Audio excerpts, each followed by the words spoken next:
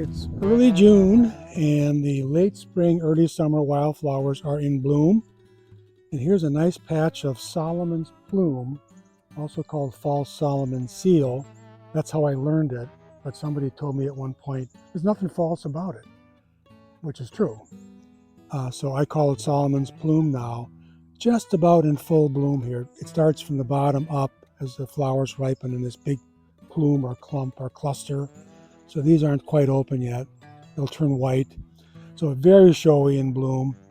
And then later in summer, these will turn into pretty little red berry-like fruits that get eaten by different creatures.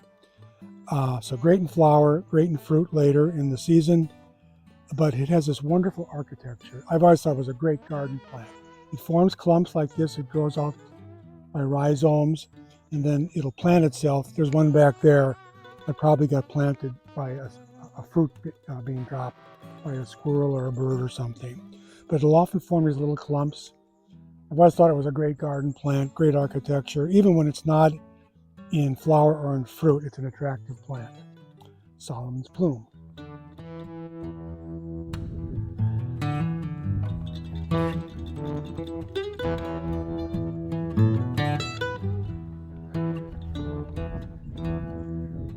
Right next to the Solomon's plume, and we're right in front of the professor's quarters wing of the lodge, is a little patch of thimbleberry on this beautiful large white apple-like flowers.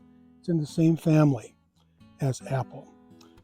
It's actually a close cousin. It's in the same genus as blackberries and raspberries. But the foliage is nothing like those. It has these large maple-like leaves. People think it's a maple until it blooms. And this is about as tall as it gets, maybe 3 feet tall or so, and it'll sucker out and form big patches sometimes. It can actually become, in a fussy garden, kind of weedy and troublesome or nuisance. But here at the clearing, we just love wherever it comes up, and it's so showy when it's in these large 1.5-inch diameter flowers. And these will eventually, in a month or so, midsummer, form a raspberry-like fruit, kind of large, as big as a thimble. That's where it gets the name. You can put your little finger into it. Edible, very tart, but very good. Used for jams and jellies, and I'm sure wine, or eaten fresh. Thimbleberry.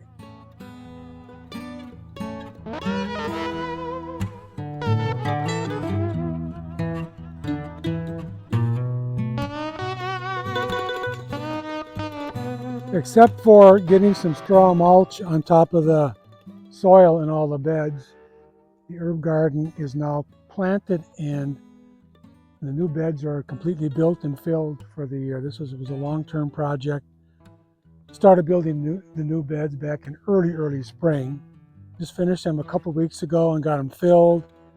And now Beth and Renee, our gardeners, and some volunteers have it all planted. Now we're just going to put a thin layer of straw mulch on top, and that'll be it. We even built a larger new bed at the north end, 4 by 11, and we have 4 sun gold cherry tomatoes in there. We hope there's enough sun in there. There should be to get cherry tomatoes. So very happy with the way it looks. More than doubled our square footage of growing space. Planted a lot of things for cut flowers for later in the season. So very pleased, and many of our guests have commented on how much they like it. Now, the herb garden. Well, this isn't a wildflower, but it's a peony, common garden plant. And this one has been here for as long as anybody can remember. They can live for many decades. And I know when we redid the large dorm, renovated it in 2002, this all got pretty beat up around here. I thought there's no way it's going to come back, but it did. I don't know how old it is, but I would not be surprised at all if it was 50, 60, 70 years old. It could be older. It potentially, theoretically, could go back to when this was the Jensen family vacation place in the 20s and 30s. We don't know, because they can live for that long, but it's just about to pop into bloom. In fact, there's one that's open over here. Smells nice. So this will be in full bloom in 3-4 days probably. And here, right in front of the lodge, is one of my favorite small-scale trees, large shrubs, pagoda dogwood. Named that because of this distinct layered habit of the branching. But here it is in full bloom. All dogwoods have a large cluster of blooms, whitish. And on pagoda dogwood, these will turn into a dark blue, almost black, berry-like fruit called a drupe. Drupes are fleshy seeds, fruit structures that have one seed inside, as opposed to multiple seeds. So these will form those small berry-like drupes or fruit later in the season, late summer, early fall, and they're devoured by birds as soon as they ripen. Dogwoods as a group are favorites among birds for the fruit. And later, still in the fall, it'll form a nice kind of maroon fall color. And again, even in winter, they have such clean branching that they don't look twiggy or messy. So it's really architecturally one of the best plants year round. It looks great every single day of the year. I'll go to dogwood.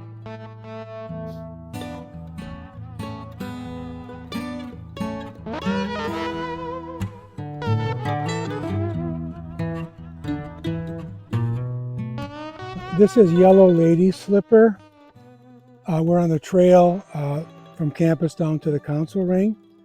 And there still are a few along here, but there used to be so many more on the east side of this trail up until a few years ago. We don't know why there are so many fewer. It hasn't gotten that much shadier in here.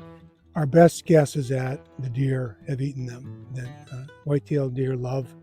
They have good taste in flowers. They like orchids, lady slipper orchids, and they like trillium. So that's our best guess, because there used to be many, many clumps in here. They'll come back, but we think the deer got them. But one of everybody's favorite. It's just such a beautiful and interesting flower. Yellow lady slipper.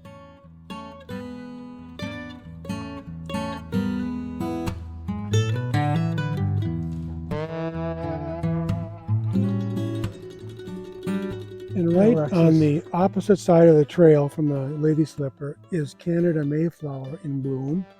This is this little guy that the leaves are only 2-3 inches above the ground, often just a single leaf, real glossy and dark green.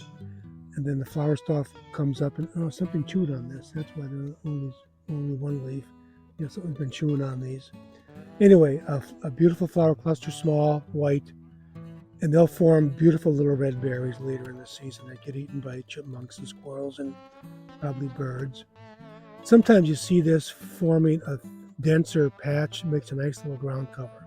Because even after it's done flowering, and after the fruit's gone later in summer, early fall, the foliage is so nice. It really makes a beautiful little ground cover. Canada mayflower.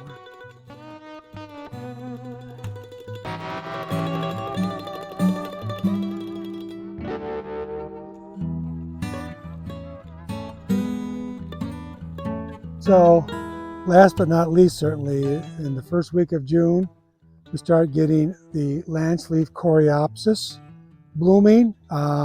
Probably peak sometime next week, but especially this part of the homestead meadow, a little less to the south in the meadow, and then out on the hay meadow going out of the property. Just kind of a sea of yellow when this is in bloom. There's another yellow thing in bloom in here too at the same time. This is yellow hawkweed, which is actually a non-native and can be kind of invasive in places. Still pretty, but we'd rather have it all be this, the coreopsis. But it's one of the best times of the year to be here if you like wildflowers, when there's just a sea of yellow out in the meadow, when the coreopsis are in bloom.